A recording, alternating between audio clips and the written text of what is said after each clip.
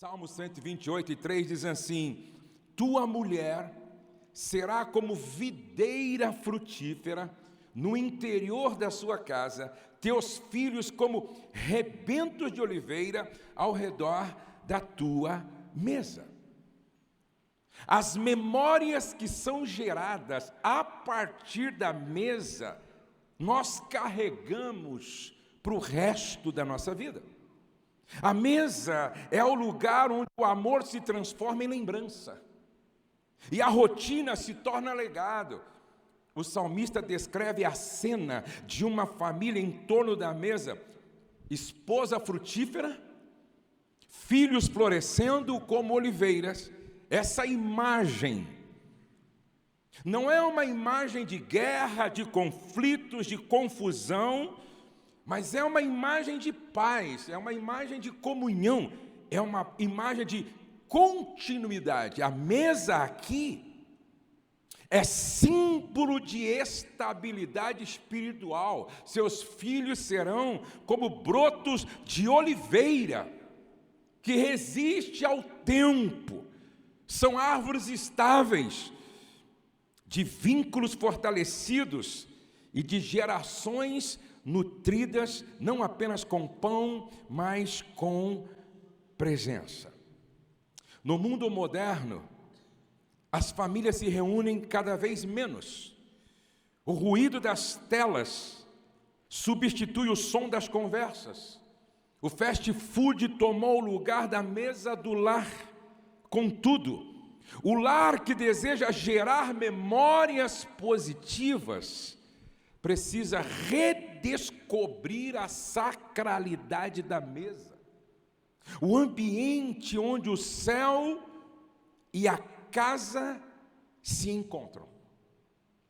Eu tenho dito que a nossa casa precisa ser uma extensão do céu. E eu também tenho dito com frequência que quem carrega o céu não deixa as marcas do inferno na mesa. Eu vou repetir.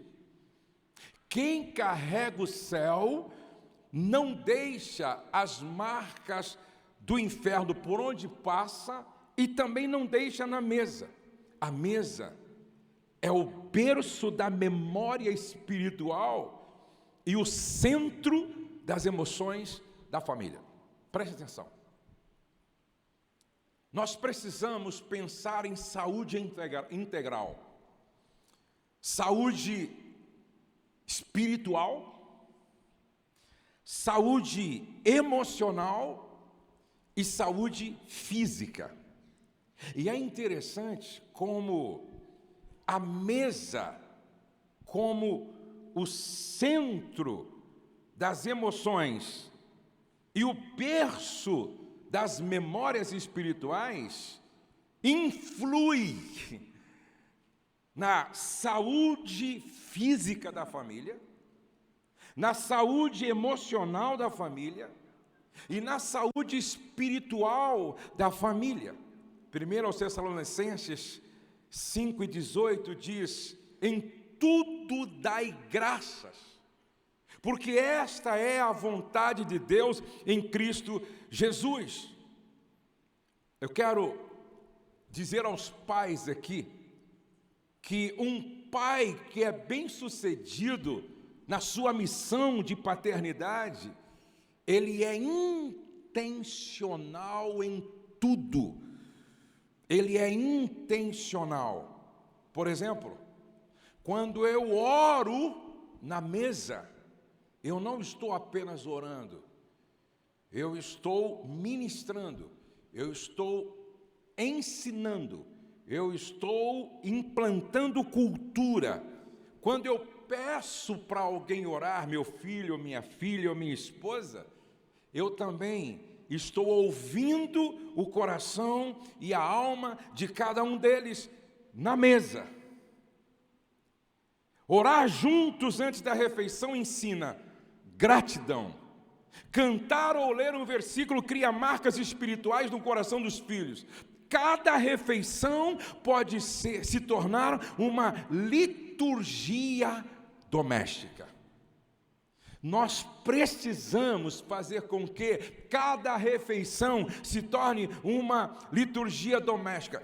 Eugênio Peterson disse: a mesa é o lugar onde o ordinário se torna sagrado, onde o pão comum se transforma em memória da graça. Cada vez que nos sentamos à mesa, precisamos lembrar: Deus é um pai que cuida dos seus filhos. Deus é um pai que sustenta seus filhos. Deus é um Deus gracioso que nos dá mais do que nós merecemos. A mesa é o lugar onde o ordinário se torna sagrado.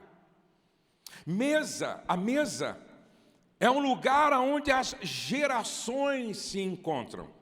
Salmo 145, verso 4 diz: uma geração louvará as tuas obras a outra geração. A mesa é o elo entre o passado e o futuro, porque é nela que as histórias são contadas, experiências são transmitidas e a fé passada de pai para filho, de pai para filho, de pai para filho.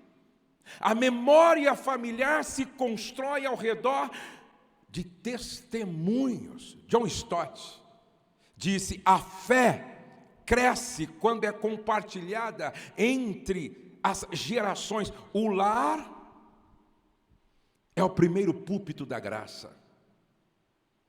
O lar é o primeiro púlpito da graça. Nós precisamos usar as refeições para contar as histórias de fé, de superação, de milagres. Ensine a memória do coração, não apenas a da mente. Mas a mesa,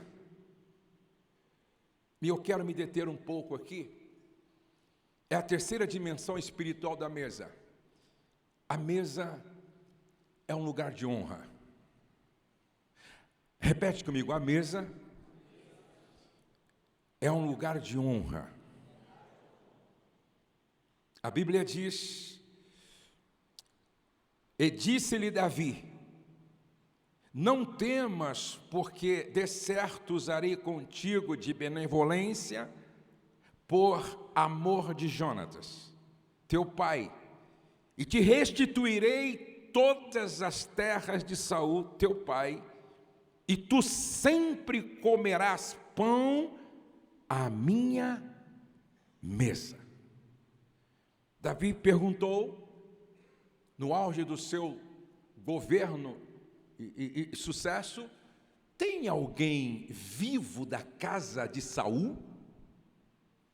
Um dos seus subalternos respondeu: tem Mefibosete, que está lá em Lodebar, que significa terra sem comunicação, terra do esquecimento. Aí Davi disse: por favor, busquem-no, tragam Mefibosete. Mefibosete carregava 3 marcas profundas. Primeira marca: vergonha de um passado familiar caído. Lembra que quando a sua ama, numa situação de guerra, foi fugir, deixou o bebê cair, a criança cair, ele quebrou as pernas, se tornando um paralítico. Ele carrega a vergonha de um passado familiar caído. Ele carrega feridas físicas, era coxo. E ele carrega o medo de ser punido por Davi, que foi perseguido por Saul, que queria matá-lo. Ele pensou: Davi está me chamando para se vingar do meu avô Saul, certamente eu vou morrer. Mas a mesa do rei não era lugar de mérito, era lugar de honra imerecida, graça. A nossa mesa, olhando para a nossa família, olhando para as feridas que cada um carrega, olhando para o medo, olhando para a vergonha que cada um carrega, a nossa mesa não pode ser um lugar de mérito, porque senão ninguém se assentará nela. A nossa mesa precisa ser lugar de uma honra que não se merece, e isso tem a ver com graça. Quando Mefibosete chega, ele se reconhece como um cão morto. Verso 8 do capítulo 9 de 2 Samuel. Mas Davi não o enxerga pelo que foi, nem pelas suas limitações. Davi olha para Mefibosete e não o vê a partir da sua paralisia, não vê a partir das suas limitações, mas Davi vê a partir da aliança feita com Jonatas anos antes. E eu vejo aqui um Davi vivendo o que ele escreveu no Salmo 103. Bendiz, ó minha alma, o Senhor, e tudo o que há em mim bendiga o seu santo nome. Bendiz, ó minha alma, o Senhor, e não te esqueças. O coração de Davi tinha memória, porque a gratidão é a memória do coração. E onde a honra é porque a gratidão. E aonde a gratidão é porque a honra. O que Davi estava dizendo para Mefibosete, nas entrelinhas, era: eu quero honrar a memória do teu pai pelo que ele significou para mim, honrando você. Isso ensina que a honra na mesa não é baseada no desempenho, mas na aliança e na graça. A ordem de Davi é clara: ele comerá sempre a minha mesa. Não apenas uma vez, não ocasionalmente, mas todos os dias. Mefibosete, o esquecido em Lodebar, o coxo, o deficiente, vai sentar à mesa do rei para comer todos os dias.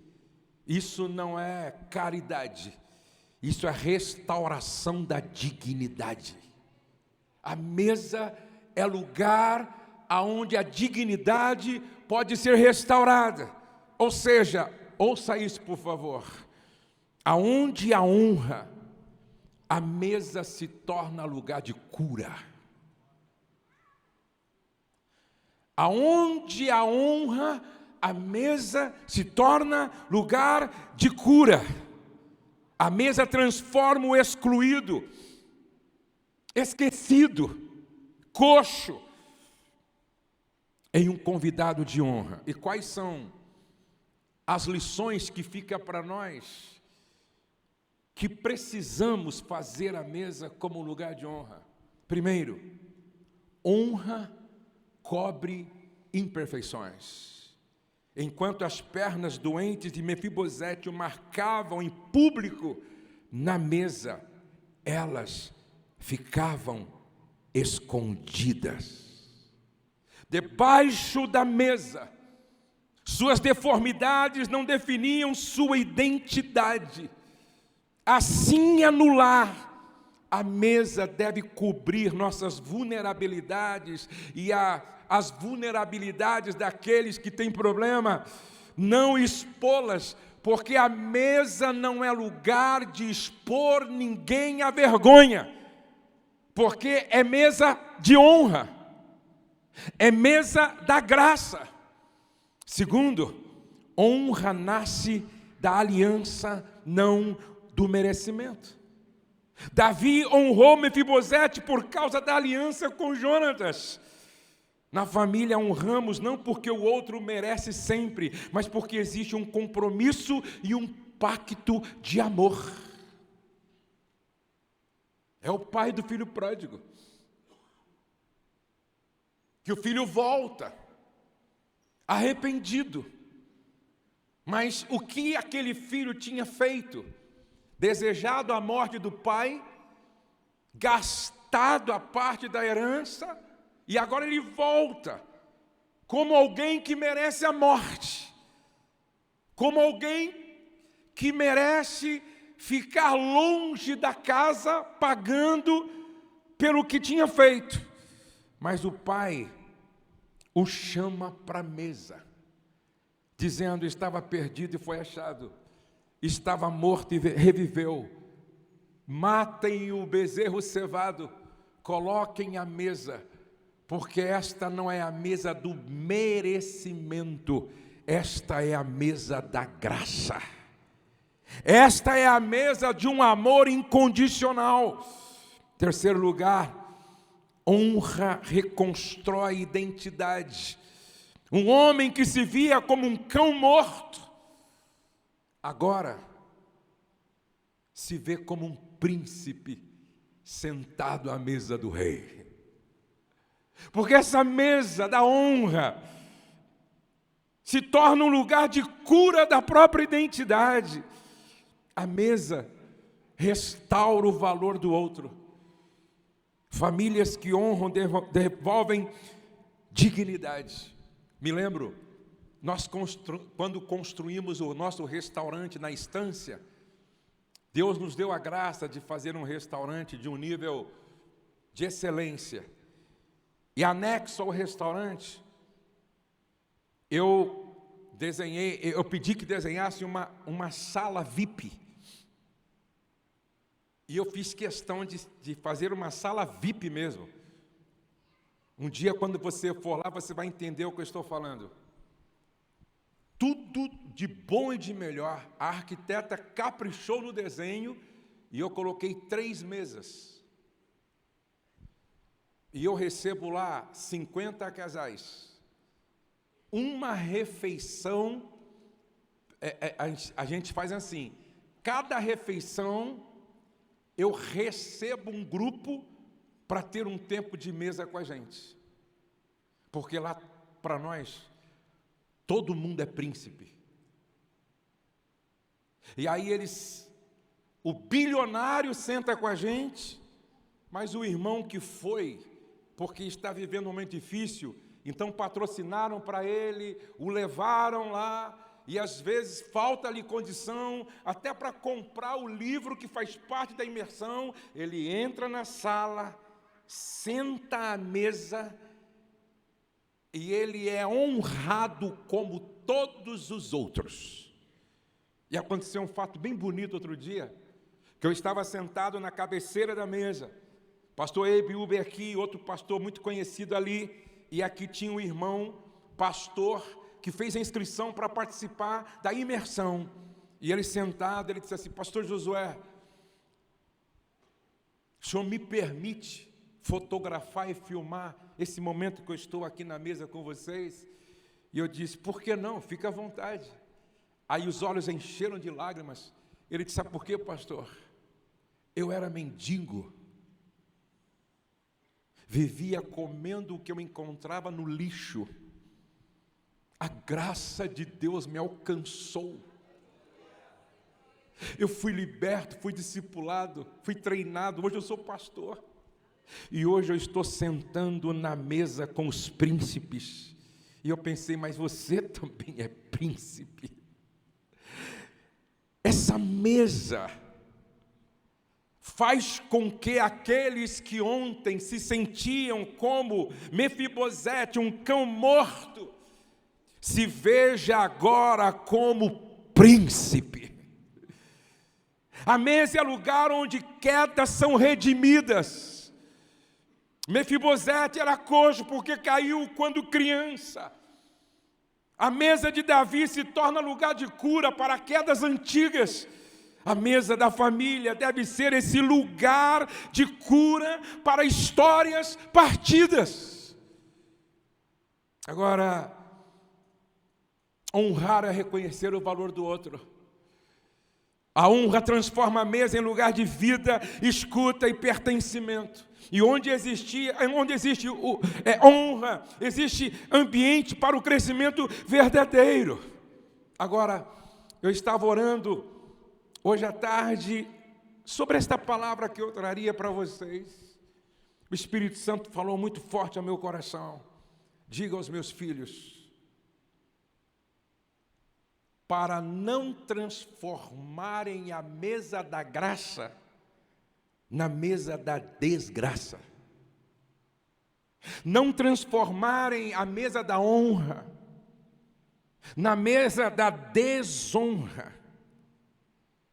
Sabe por que na nossa casa, meu pai enxergava o tempo de mesa com a família como uma das disciplinas espirituais?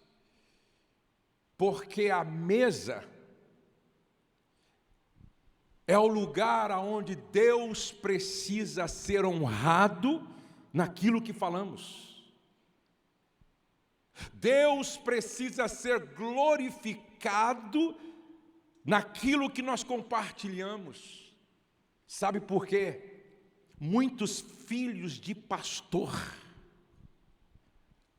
odeiam o ministério, porque o próprio pastor e a esposa tornaram a mesa num lugar de desonra, falando mal da igreja. O próprio pastor e a esposa, sem se aperceberem, fizeram da mesa da graça a mesa da desgraça. Nunca vi meu pai falar mal de ninguém em casa e nem na mesa. Nunca vi meu pai fazer um comentário negativo da igreja na mesa. Nunca vi meu pai desonrar o nome de Cristo na mesa, porque para ele a mesa era como um altar em torno da qual um culto acontecia na celebração da comunhão da família. Era um lugar de honra, um lugar de graça. Então, olhando para Mefibosete, Davi e aquela mesa de honra, abra espaço à mesa para quem carrega dor dentro da sua família. Porque nós temos o costume de dizer: minha casa é lugar de cura, meu lar é lugar de cura. Só que os que mais precisam, muitas vezes, não têm acesso a esta casa. E é interessante que Jesus está à mesa, e ele honra agora, na mesa, ele honra o João lavando os pés dele. Ele honra o André lavando os pés dele. Ele honra Pedro lavando os pés dele. Mas de repente, ele se depara diante dos pés de Judas. E ele sabia quem era Judas. Ele conhecia Judas. E ele não pula aos pés de Judas, porque essa mesa não é mesa da vingança. Essa mesa não é mesa do ódio. Essa mesa não é mesa do desabafo. Essa mesa não é a mesa da desgraça. Esta mesa é a mesa do favor que a gente não merece. E por que Jesus não pula aos pés de Judas? Porque o servir de Jesus era fundamentado no princípio da graça, e graça é tratar o outro como o outro não merece ser tratado. Graça é tratar o outro como a gente não espera ser tratado. Graça é dar ao outro um valor que o outro não merece. Então, Vamos restituir o valor daqueles que o mundo deixaria à margem. Que a gente possa decidir, como Davi, usar o poder para elevar, não para humilhar, abrir a mesa para restaurar, não para excluir. A mesa familiar é um altar onde a graça senta com os feridos, onde o amor cobre cicatrizes, onde a honra transforma destinos. Que as nossas mesas lembrem a mesa de Davi, lugar onde nenhuma deformidade impede alguém de pertencer, porque honra vence a vergonha, e a aliança fala mais alto do que o passado. Onde há honra, a mesa se torna cura, e onde há cura, a mesa vira família. Eu quero terminar, coloca aí por favor a terceira dimensão espiritual da mesa. Vamos lá. A mesa é lugar de discipulado e formação de caráter. A mesa é lugar de discipulado e formação de caráter. Deuteronômio capítulo 6, versos 6 e 7 diz: e estas palavras que hoje te ordeno estarão no teu coração, e as ensinarás a teus filhos, e delas falarás assentado em tua casa. Assentado em tua casa, andando pelo caminho, deitando-te e levantando-te. Se a família é a oficina modeladora do caráter, é na mesa que tudo começa. Se a família é a oficina que modela o caráter, então a mesa é a bigorna. É esse lugar que acontece a modelagem do caráter. E é interessante, eu venho ministrando uma palavra sobre meus filhos, minhas flechas. Meus filhos, minhas flechas. E naquela época, principalmente de Davi, o guerreiro precisava ter 3 qualidades. Ele precisava ter visão, força e direção. Visão, força e direção. E a flecha precisava ter 3 características. A flecha, ela precisava ser alinhada, a flecha precisava ser balanceada e afiada. Então, alinhamento, balanceamento e ponta afiada. E essa modelagem da flecha funcionava assim. O arqueiro pegava a madeira, por exemplo, de uma oliveira brava, que era leve e resistente. Só que para alinhar a flecha, ele tinha que mergulhar num líquido quente ou passar no fogo. Quando a gente trabalha essa questão da paternidade, esse alinhamento tem a ver com alinhar o caráter dos filhos. Essa flecha não podia ser curva, a flecha não podia ser curva, porque se a flecha fosse curva, o guerreiro podia ter visão, o guerreiro podia ter força, o guerreiro podia ter direção, mas porque a flecha era curva, ela não atingiu o alvo. Então era imprescindível, necessário, fundamental, o alinhamento da flecha. Esse alinhamento, então, na paternidade, tem a ver com a moral, tem a ver com o caráter, tem a ver com a integridade. Lembra o que Deus falou lá em Jó, capítulo 1, para o diabo: viste lá o meu servo Jó, íntegro, reto, flecha alinhada, reto, temente. e que se desvia do mal. Agora escutem, por favor. Moisés sabia do que estava falando.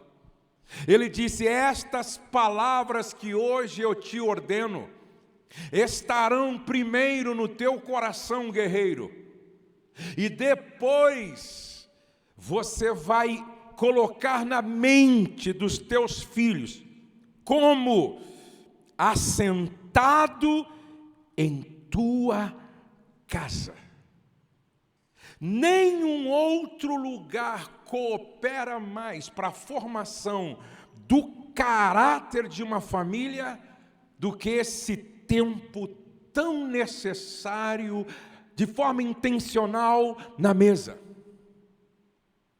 A mesa é o centro das emoções da família.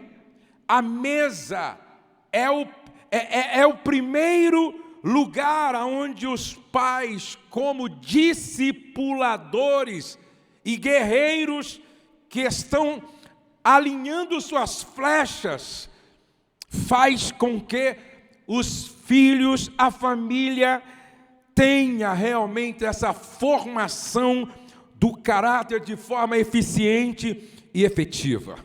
A mesa é a escola da fé. Olha o que a Bíblia diz em Atos 1:4, estando com eles à mesa, deu-lhes esta ordem: não se ausentem de Jerusalém, mas esperem a promessa do Pai. Jesus não discipulava apenas com sermões, mas com convivência. Ele fez da mesa o lugar onde o ensino se tornava vida. Ali, entre conversas simples e refeições, nascia o caráter do reino. A mesa era espaço da escuta, da partilha e da instrução. Foi nela que Jesus corrigiu, foi nela que consolou, foi nela que preparou os discípulos para o envio. A.W. Tozer disse: o verdadeiro ensino espiritual não se limita ao púlpito, mas floresce onde corações famintos se assentam diante de Deus. Nós precisamos transformar as refeições em momentos de aprendizado e fé. Faça da mesa um espaço para conversar sobre o que Deus tem ensinado a família. Na mesa, Jesus formava o caráter pelo exemplo. Quando ele se levantou e lavou os pés dos discípulos, em terminando de lavar, ele pergunta: vocês entenderam o que eu fiz? Não é maior o servo do que o seu senhor. Então, assim como eu vos fiz, façam vocês também. Na ceia, Jesus ensinou sem pregar, apenas servindo. Ele mostrou que discipulado é mais que palavras, é atitude. O mestre revelou que liderança espiritual começa com humildade. Dietrich Bonhoeffer disse: o discipulado não é teoria sobre Cristo, mas vida compartilhada com Ele. A mesa precisa ser o seminário doméstico. Salmo 32:8: instruir-te-ei e te ensinarei o caminho que deve seguir, guiar-te-ei com os meus olhos. A mesa é o primeiro altar e a primeira escola do lar. É ali que se formam discípulos que aprendem sobre fé, perdão e gratidão. Cada refeição pode ser uma aula prática de espiritualidade. Eu quero terminar voltando lá na história que eu disse a vocês do meu pai. Meu pai, então, estabeleceu como tradição, preste atenção, a cultura judaica só é milenar porque os judeus não negociam suas tradições. Mezuzá é uma tradição, Kippá é uma tradição, Sábado é uma tradição. As festas, Páscoa, tabernáculo, são tradições. As tradições revelam a cultura, o espírito da cultura de uma família. A maneira como você celebra o Natal em família. A maneira como você passa o ano em família. A maneira como cada um celebra o aniversário. A maneira como a família celebra o aniversário de cada um, revela o espírito da cultura de uma família. Famílias saudáveis criam e preservam tradições que sustentam essa cultura nutridora. Isso aqui é importante. Então, meu pai fez dessa tradição de sentar à mesa algo muito sério que contribuiu para a formação do caráter, da espiritualidade dos seus filhos. Agora veja que coisa interessante. Então meu pai, desde que a gente era pequeno, sentava à mesa e como é que ele terminava a oração?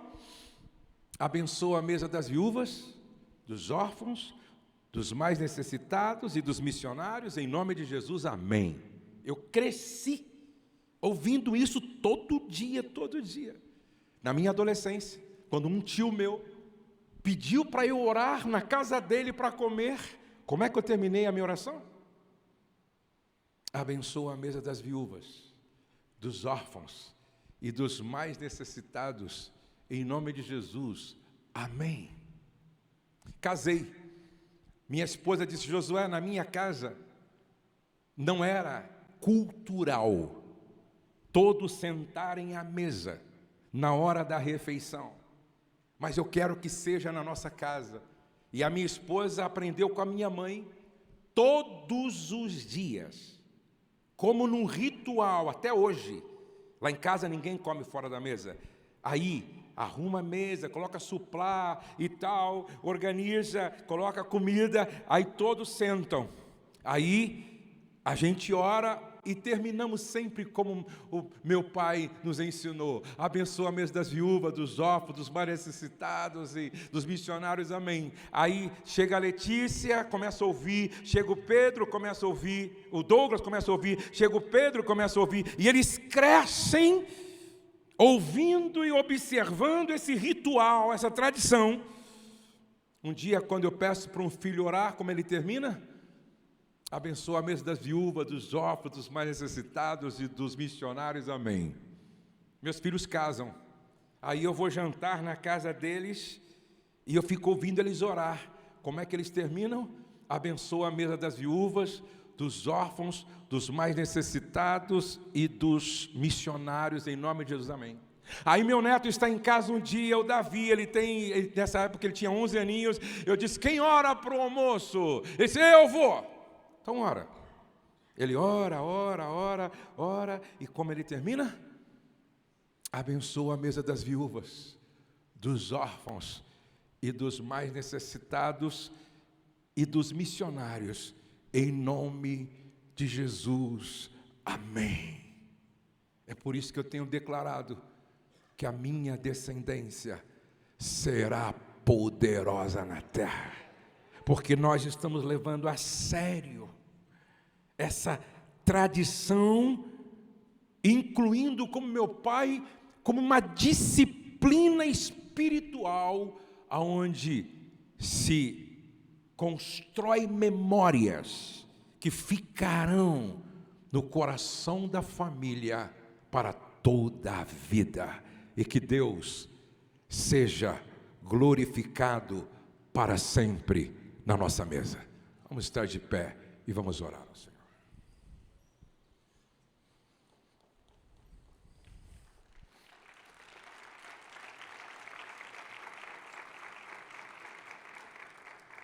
Se você está com o seu cônjuge, coloque a mão no ombro do seu cônjuge. Eu não sei quantos de vocês têm o hábito de sentar à mesa, Mas se vocês não têm, volte para casa com uma decisão. A partir de hoje, na minha casa, ninguém come mais fora da mesa. A partir de hoje, na minha casa, a mesa vai ser um altar que pode trazer a realidade do céu para dentro da nossa casa. A partir de hoje, sem celular na mesa, sem tablet na mesa. A partir de hoje, nós vamos levar muito a sério. O grande problema da tecnologia é que trouxe o que estava longe para perto, mas levou o que estava perto para longe. Nós vamos resgatar a espiritualidade da mesa, com uma disciplina dentro da nossa casa. E a partir de hoje vai ser diferente, em nome de Jesus. Quantos podem dizer amém? Pai, obrigado. Obrigado pela mesa da Santa Ceia. Obrigado, Senhor, por esta mesa posta aqui nesta noite. Obrigado pelo privilégio de passar esse dia sendo ministrados à mesa. Dá que nós possamos levar a sério a mesa como lugar de comunhão, levar a sério a mesa como lugar de perdão, levar a sério a mesa como lugar de honra, levar a sério a mesa como lugar de gratidão, levar a sério a mesa como lugar de cura, levar a sério a mesa como lugar de discipulado e formação de caráter. Que esta palavra possa, como semente, cair no nosso coração, como uma boa terra, e germinar, crescer, frutificar para o louvor e glória do Teu nome. Pai, eu peço que seja assim, em nome de Jesus. Todos podem dizer amém? Eu sempre termino assim, e permita-me terminar assim também agora. Levante a sua mão se você pode assim. O Salmo 112 diz assim: se você teme ao Senhor, a sua descendência será poderosa na terra. Eu quero declarar que na sua descendência não vai haver suicidas, não vai haver pedófilos e nem pedofilia. Na sua descendência não vai prevalecer a fortaleza do divórcio. Na sua descendência não vai haver gente pedindo esmola de porta em porta. Eu quero declarar que na sua descendência haverá pastores de Deus, profetas de Deus, mestres da palavra cheios do Espírito Santo, homens de negócios cheios do Espírito Santo, evangelistas cheios do Espírito Santo, mulheres cheias do Espírito Santo. A sua descendência será poderosa na terra. E eu declaro que a sua casa é lugar de cura, sua casa é lugar de libertação, sua casa é lugar da manifestação da presença do Eterno. Sua descendência em Deus será poderosa na terra. Eu quero que você cumprimente pelo menos 10 e diga assim: olha, a sua descendência em Deus será muito poderosa na terra. Cumprimente pelo menos 10. Deus abençoe vocês.